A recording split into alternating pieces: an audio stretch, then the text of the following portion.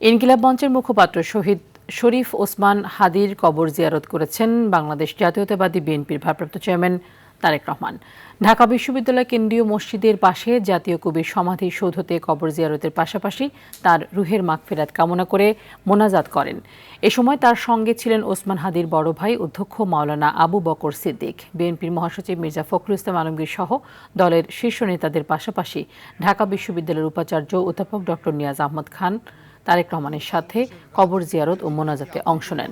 পরে জাতীয় কবি কাজী নজরুল ইসলামের কবর জিয়ারত করেন। এরপর জাতীয় পরিচয়পত্র এনআইডি নিবন্ধন করতে নির্বাচন কমিশনের উদ্দেশ্যে রওনা হন তারেক রহমান। সেখান থেকে ধানমন্ডিতে অবস্থিত শ্বশুরবাড়ি মাহবুব ভবন এবং পরে এভার কেয়ারে মা বিএনপি চেয়ারপারসন বেগম খালেদা জিয়াকে দেখতে যাবেন তারেক রহমান।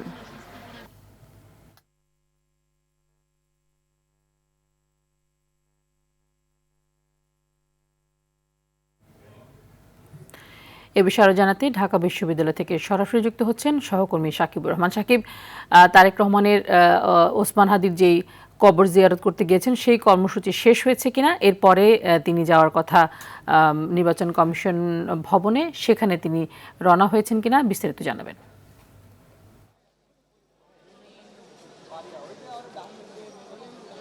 তানি আসলে শরীফ ওসমান হাদি এবং জাতীয় কবি কাজী নজরুল ইসলামের কবর জিয়ারত করেছেন বিএনপির ভারপ্রাপ্ত চেয়ারম্যান তারেক রহমান। করার পরে কিন্তু তিনি এখান থেকে বেরিয়ে গিয়েছেন।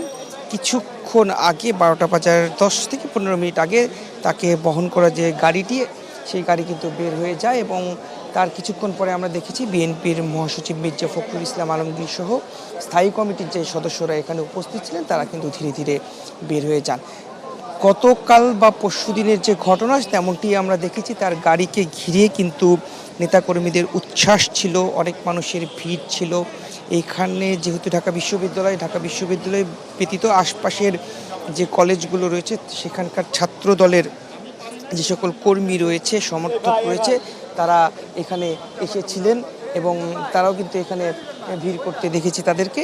এবং পরবর্তীতে আইনশৃঙ্খলা বাহিনীর সদস্যরা কিন্তু পুরো চারপাশ বন্ধ করে মানুষের চলাচলকে নিয়ন্ত্রণ করেছেন এবং তার পরবর্তীতে তার গাড়িটি কিন্তু ধীরে ধীরে এখান থেকে বেরিয়ে গিয়েছে। তো আমরা যতটুকু জানি তার আজকের যে শিডিউল, সেই শিডিউল অনুযায়ী তিনি এখান থেকে যাবেন নির্বাচন কমিশন ভবনে। নির্বাচন কমিশন ভবনে তিনি ভোটার হবেন। ইতিমধ্যে কিন্তু তিনি অনলাইনে যে আবেদন, সেই আবেদনটিও সেখানে করে ফেলেছেন এবং সেটির পরে তার যাওয়ার কথা রয়েছে মাহবুব ভবন ধানমন্ডিতে এবং তারপরে তার মাকে দেখতে এভার কেয়ার হাসপাতালে তিনি যাবেন বলে আমরা যতটুকু আজকের যে কর্মসূচি সেটিতে জানতে পেরেছি। তো আমরা দেখেছি যে এই ওসমান হাদির কবর এবং কাজী নজরুল ইসলামের কবর যে তিনি শ্রদ্ধা এবং জিয়ারতের জন্য এসেছিলেন, সেই কেন্দ্র করে কিন্তু এর পুরো আশপাশের যে রাস্তাগুলো রয়েছে, শাহবাগের চারপাশে কিন্তু বিভিন্ন বিএনপির সমর্থক যারা রয়েছে, বিভিন্ন ইউনিট রয়েছে, তারা এসে কিন্তু এখানে ভিড় করেছেন, বিভিন্ন ধরনের স্লোগান দিচ্ছেন। তো সব মিলিয়ে বলা চলে যে এখন এখান থেকে তিনি বেরিয়ে গেছেন, নির্বাচন কমিশন ভবনে যাবেন, সেখানে ভোটার হবেন এবং সেই রাস্তাগুলোতেও কিন্তু বিভিন্ন যে তাদের অঙ্গ সংগঠন রয়েছে, সেই অঙ্গ সংগঠনের নেতাকর্মীরা রাস্তায় অবস্থান নিয়ে কিন্তু বিভিন্ন ধরনের স্লোগান দিচ্ছে। তো এই ছিল আমার কাছে সর্বশেষ। তানি, ধন্যবাদ আপনাকে।